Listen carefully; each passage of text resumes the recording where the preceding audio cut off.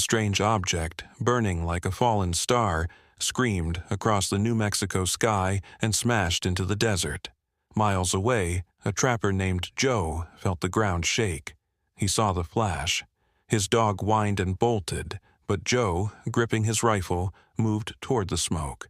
He found a steaming crater. The story doesn't show what he saw next, only the sudden echoing crack of gunshots. Then, silence. This mind-blowing, mysterious thriller story begins with a family living under that vast desert sky. Renee, a quiet teenager, her mom, Linda, and Linda's boyfriend, Chase. Renee's real dad died a few years back, which is why they moved here for a fresh start. Linda sees a charming, troubled man trying to get better. Renee sees the truth. Chase doesn't work, drinks too much, and treats their home like a free hotel. He's mean to her, and Linda, blinded by love, lets it slide. Renee finds peace in unusual pets. Lizards, spiders, a scorpion. They don't judge. When one of her lizards turns up dead, she's sure Chase ran it over. For revenge, she keyed a deep scratch into his truck door. At school, she's a loner, except for a kind boy named Gil who always says hello. That afternoon, Linda picks Renee up. In the car, Renee tries again. "He's not good for us, Mom." Linda just turns up the radio. At home, tension boils over dinner. Chase snaps at Renee about the microwave, his words sharp. Hurt and furious, Renee storms out. She hops on her ATV and guns it into the desert to cool off. In a lonely canyon, she finds an overturned SUV. A heavy chain leads from its bumper into a shadowy crevice. Something moves in the dark. Renee freezes as a creature, thin, gray, with huge black eyes, lurches toward her, yanked short by the chain. She should run, but it makes a pitiful, pained sound. It hurts. Scared, but acting on a crazy impulse, she silently unclips the chain. The creature doesn't move. She flees. The next morning, Army helicopters buzz over the desert. The news talks about debris. An idea hits Renee. If she could film that thing, she could sell the video. Make enough to get her and her mom away from Chase. She doesn't have a camera, so she begs Gil to lend her his mom's old video camera. He's nervous, but finally agrees. After school, Chase is putting on a show for Linda, talking about quitting drinking. Renee sees right through it. Later, she packs the camera, some snacks, and, taking a huge risk, snatches a pistol from Chase's glove box. She returns to the canyon. A single gunshot into the air brings no response. Thinking the Army got it, she scans with binoculars. There, far off, it lies still. She starts recording, creeping closer. It looks dead. But as she points the camera lens at its face, its eyes snap open. It rises and comes toward her. Renee's heart pounds, but it stops an arm's length away, just looking. It's not attacking. She sits, she films, she tries an apple. It doesn't eat. "You need to hide," she whispers, "or men in suits will take you apart to see how you work." She isn't sure it understands. Back home, Chase is already drinking, his promise broken. As Renee steps outside, she gasps. The alien is there, at the edge of the yard. "Go away," she hisses, but it follows like a shadow. She has to lead it back. On the ATV ride, a sudden, overwhelming connection floods her mind. Visions of a strange sky, a longing song. She faints.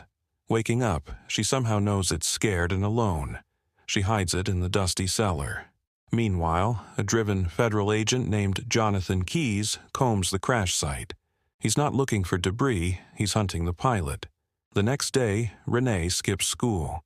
She brings the alien food, canned meat, fruit, bread. It refuses. She coaxes it into the house. It's curious, almost gentle, until it sees her pet lizard and lunges. Renee blocks it. No, they're friends, not food. She plays guitar music from her phone.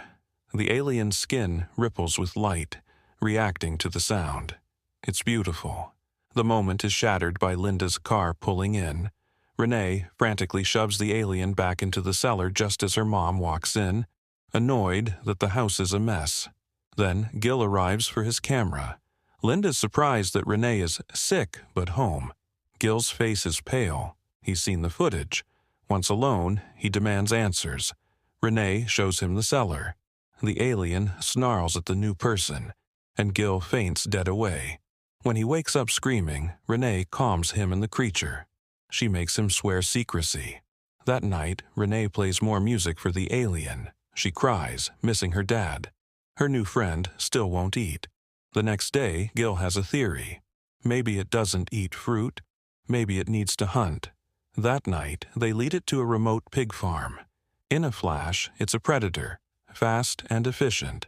It eats. Renee is relieved. They name it Croak, after the sound it sometimes makes. Gil asks what her endgame is.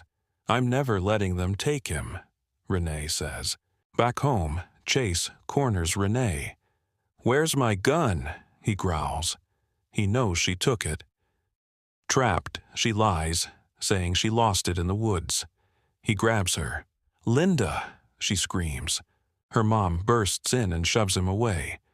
Down in the cellar, sensing Renee's fear, Croak slams against the wall in a rage. The whole house shakes. Linda, thinking it's an earthquake, finally screams at Chase to get out for good. The next morning, Agent Jonathan Keyes is at their door.